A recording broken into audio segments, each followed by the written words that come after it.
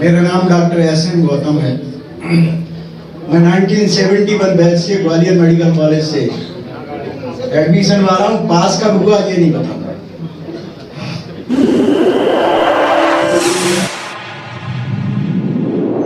इस news channel पर जो भी वक्ता ने कहा वो उसकी अपनी राय है, जिसकी पुष्टि नेशन न्यूज इंडिया नहीं करता। धन्यवाद। और इस समय दिल्ली में महिपालपुर में मैं जनरल प्रैक्टिशनर हूँ पिछले 42-43 साल से।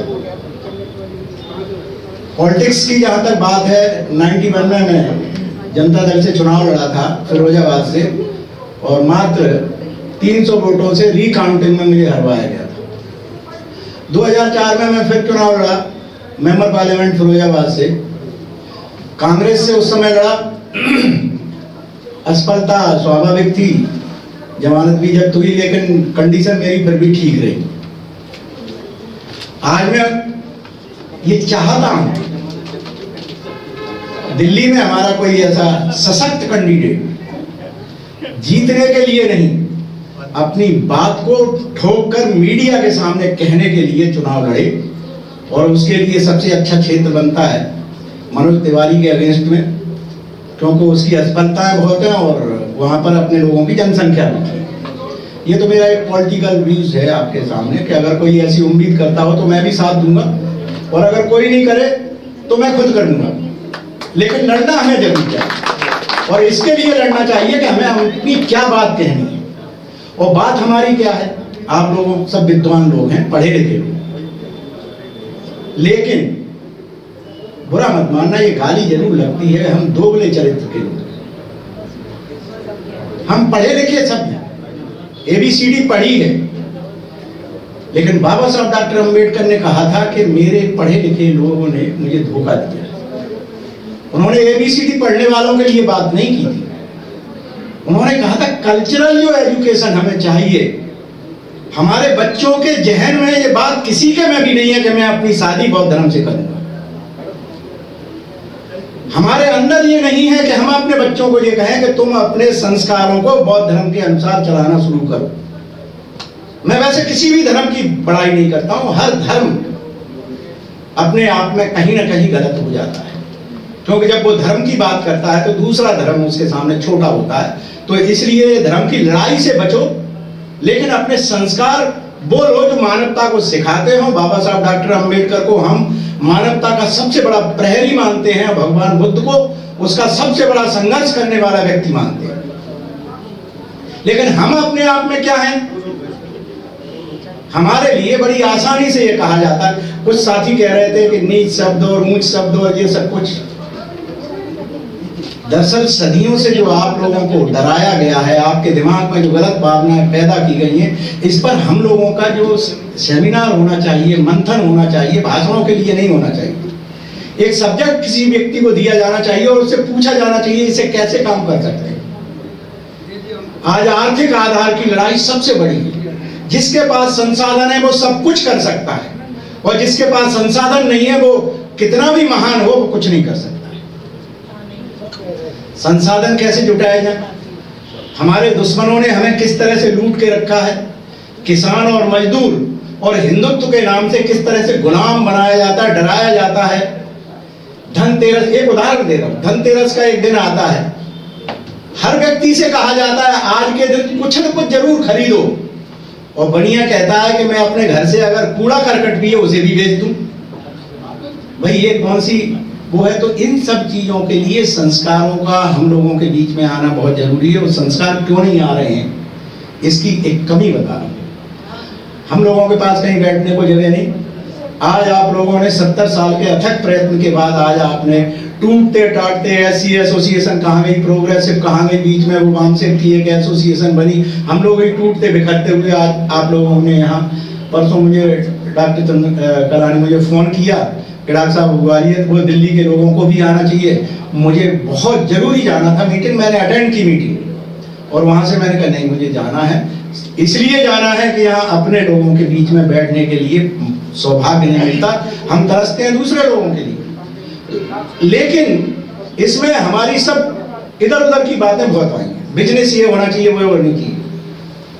हमें अपने हॉस्पिटल बनाने चाहिए और उस हॉस्पिटल के लिए क्या कंट्रीब्यूशन आपस में एक दूसरे से कर सकते हैं, इसके लिए अपने तैयारी करो। विचार फेंका है तो उस पर आगे डिबेट करो। जैसे अभी भिंड से डॉक्टर सुनील नाम है, क्या नाम है, उन्होंने जो कहा कि जब तक कॉर्पोरेट नहीं करोगे, ये अपने हॉस्पिटल को बनाए और उस हॉस्पिटल में अगर इन्हें जरूरत है करोड़ों रुपए की तो उसका शेयर अपने डिस्ट्रीब्यूट करें और कहें कि हम अपना शेयर निकाल रहे हैं, हम सब लोगों को इन्फॉर्म करें।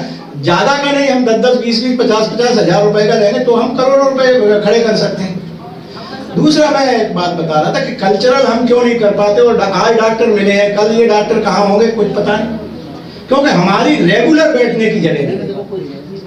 और सरकार ने संविधान को तोड़ मरोड़ के जो पहले एक नियम बनाया गया था कि 25% जो भी है रिजर्व कोटे में हर जगह मिलेगी, लैंड मिलेगी, सरकारी जमीन मिलेगी, ये सब कुछ मिलेगी।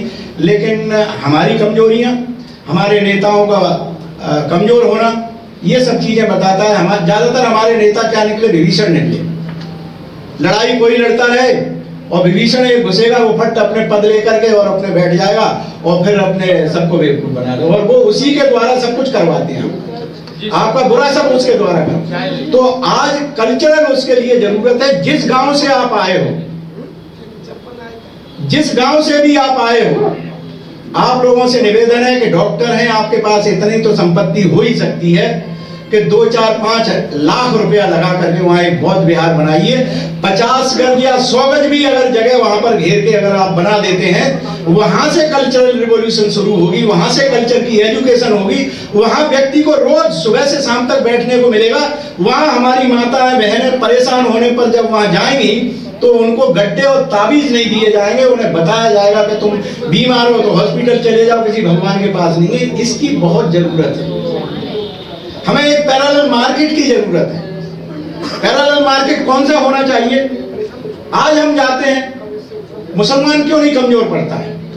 मुसलमान इसलिए कमजोर नहीं पड़ता कि जहां उसकी मस्जिद होती है उसी के चारों तरफ मार्केट होता है, और मुसलमान अपनी सुई भी अगर कहीं खरीदता है तो वो अपनी दुकान से खरीदता है, और वहां पर जो बेनिफिट उठाता है मुसलमान वहां का, वो मस्जिद में देता है। और मस्जिद के तैयारी के लिए वो सब कुछ अपना तैयार करके रखते हैं कि हमें दुश्मन से लड़ना है। हम क्या करते हैं, जिंदगी भर की कमाई धनतेरस के दिन बनिया को दे आते हैं। बनिया वहां से लेकर के मंदिर में चढ़ाता है। मंदिर में पंडित जी उसको ठग करके अपने बहुत बढ़िया अपने बच्चे को पढ़ाते लिखाते हैं, और आपके लिए 5 रुपए का एक बढ़िया सा डंडा तेल लगा करके, जो आपने तेल दिया है उसी को पिला के रखते हैं कि जिस दिन मिलोगे उस दिन हम तुम्हारी चमड़ी उधेड़ दें, और वही होता है। तो ये सबके लिए आज जो जरूरत है, एक संकल्प के साथ आप तैयार करिए कि हमें चिकित्सा के क्षेत्र में कुछ नया करना है उत्तरी भारत में। देखिए, एएमयू है और आपकी अलीगढ़ मुस्लिम यूनिवर्सिटी है, वहां से वीसी निकलते हैं, प्रेसिडेंट बनते हैं, वाइस प्रेसिडेंट बनते हैं, मुसलमान होता है। हिंदू यूनिवर्सिटी से हिंदू अपने निकलते हैं, उनकी अपनी फैकल्टीज हैं, अनपढ़ गंवार प्रोफेसर बन जाते हैं, और यहाँ आके दिल्ली यूनिवर्सिटी में नॉमिनेट हो जाते हैं एचओडी। वहां पढ़ाता नहीं था, यहाँ भी नहीं पढ़ाएगा क्योंकि एचओडी हो गया, उसे क्या जरूरत है। और उसके बाद इस तरह से जो विकास और ये सब कुछ चलता रहा। हमारे एक साथी बता रहे थे कि फलाने जज को ये कर दिया, फलाने उसको ये कर दिया। हम अपने साथ में घटी हुई घटना, एक माता प्रसाद जी आईएएस हुआ करते थे 60-62 बैच के, और जब वो कैबिनेट सेक्रेटरी बनने की नौबत आई, अटल बिहारी वाजपेयी ने उनको बाईपास करते हुए उन्हें यूपीएससी का मेंबर बना दिया, और दूसरे को कैबिनेट सेक्रेटरी बनाया, बाद में वो गवर्नर बना, बाद में वो जेल गए हमारे, और बाद में वो चेयरमैन यूपीएससी बने माता प्रसाद जी। बहुत सी ऐसी कहानियां दुख भरी भी हैं, अच्छी भी हैं और जोश देने वाली भी हैं। हम भी तब तक नहीं चेतते हैं जब तक हमारे कान के नीचे कोई नहीं बजाता है। मेडिकल कॉलेज ग्वालियर का उदाहरण बता रहा हूं, अभी तक का रिकॉर्ड है, आप सब लोग भी जानते होंगे, फार्माकोलॉजी में किसी के 75% नंबर नहीं आते थ्योरी में। हमारे डॉक्टर केआर अहिरवार के बाद में केआर राव हो गए, प्लास्टिक सर्जन है बड़ौदा में, और बहुत बड़े अच्छा उन्होंने इंस्टीट्यूट बनाया।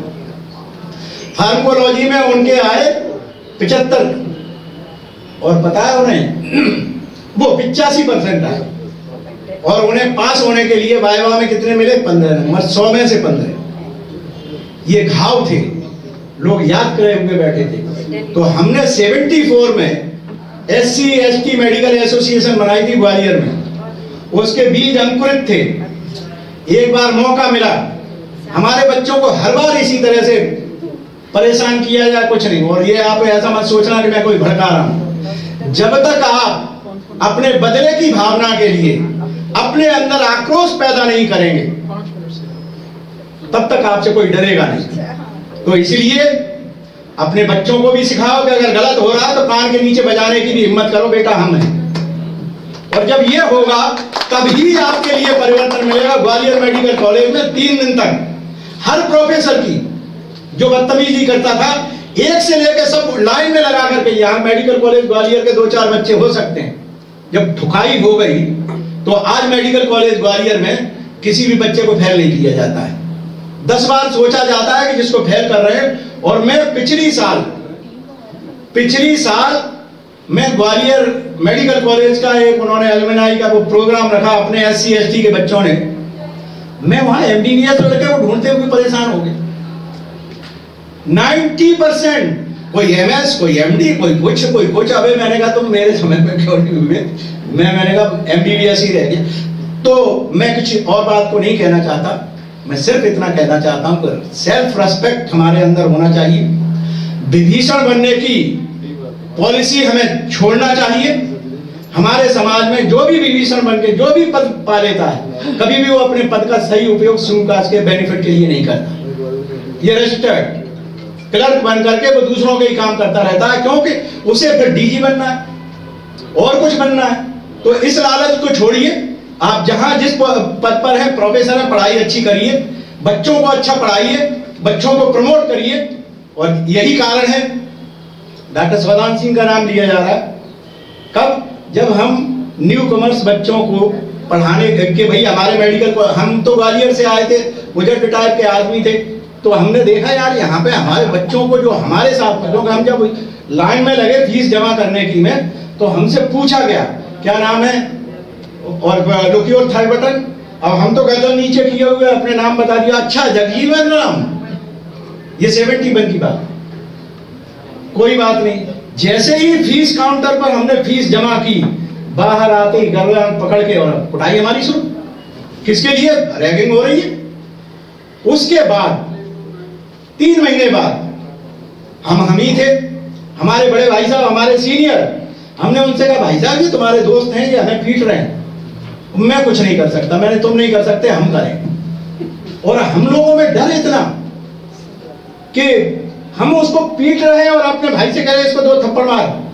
अरे रहने दे, उसको बचा रहा है। अरे मैंने तेरी ऐसी है, उसको भी हमने लपेड़ो सबको। खैर एनी हाउ, आपको अपने बच्चों के अंदर, और देखो जो आप कहते हो ना कि हमारे बच्चे डिप्रेशन में चले जाते हैं, इसमें जाते हैं, क्यों जाते हैं? उसका असली कारण आप खुद अपने आप में बैठ के ऑब्जर्व करो बच्चे को कि हमारी शिकायतें ज्यादा हैं। हम बच्चों के साथ में हंस के बात करने के, तुमने इतने नंबर नहीं लाए, तुम्हारे क्लास का इतना ये है, तुम्हारे उसका ये। सीधे मैं अपने बच्चों से मैंने साफ कह दिया था, मेरे बेटा और बेटी है, मैंने कहा तुम्हें क्या करना है? डॉक्टर बनना है, ये मेरी फर्स्ट चॉइस है। अगर बनना चाहते हो तो बता दो, मेडिकल लाइन ले लो। ली एक ने अपने बेटे ने कह दिया अपनी माँ से कि मम्मी मैं नहीं बनना चाहता, मेरे को तो पापा जबरदस्ती वो कर रहे हैं, मैं तो इंजीनियर बनूंगा। मैंने बन जा भाई। बेटी बोली मैं जर्नलिस्ट बनूंगी। बनो भाई। आज बेटा मेरा UPSC ये आपका राउज IAS उसका सीनियर फैकल्टी है, अच्छी अर्निंग है, डॉक्टर से अच्छी। और मेरी बेटी भी है वो सीनियर जर्नलिस्ट। और आज इतिहास में एक चीज है, बाबा साहब डॉक्टर अम्बेडकर का जो म्यूजियम बना हुआ है उसकी सीनियर वो थी, रिसर्चर वो थी। तो मैं सिर्फ अपने बच्चों के प्रति इतना कहना चाहता हूं कि आप अपनी हीन भावनाएं बच्चों के ऊपर मत थोपो, बल्कि उनको ये कह दो अरे तुझे डकैत भी बनना है तो फूलन देवी जैसा बन जा, और ऐसे व्यक्ति जैसा बना। गरेबान पकड़ने पर अपना अगर हाथ आप बढ़ा सकते हो, अपने बच्चे को सिखा सकते हो, डॉक्टर हो, कल को तुम्हें कोई नहीं पूछेगा, तुम्हारी क्लिनिकों पे कोई आएगा नहीं। गवर्नमेंट सर्विस से निकले हुए डॉक्टर हमारे प्रैक्टिस में भी 10 बार सोचते हैं। बस मैं बात को खत्म कर, लेकिन जब तक सेल्फ रिस्पेक्ट हम अपने बच्चों में नहीं भरेंगे, उनको इस बात के लिए नहीं कहेंगे। एक लड़की मेरे पास आई जब मैं मणिपुर में जो नंगा घुमाया जा रहा था, मैंने कहा तुम्हें शर्म आनी चाहिए, जेएनयू की लड़की थी, तुमको मेरी क्लिनिक से नंगा होकर के सड़क पर चलना चाहिए, मैं तुम्हारे साथ हूं। कि क्यों चलना चाहिए? मैंने कहा इस देश का धर्म कहता है, इस देश की मानसिकता कहती है, यहाँ के राजनेता कहते हैं कि औरत को नंगा नचाओ, यही उनका गौरव रहा है। चाहे उनका इतिहास देख लो, चाहे कुछ भी चीज को देख लो। ये जब मैं अपनी बात को कहता हूं तो मेरे अंदर जो जज्बा पैदा होता है वो कुछ अलग होता है। तो इसलिए मित्रों, मैं तो आप लोगों के सामने खुल के ये बात कहना चाहता हूं, अपनी सच्चाई को कबूलो, अपनी कमियों पर अधिकार करो, और सबसे पहला अधिकार झूठ बोलना बंद करो और संस्कारों के साथ में जुड़ना शुरू करो। जय भीम, नमो।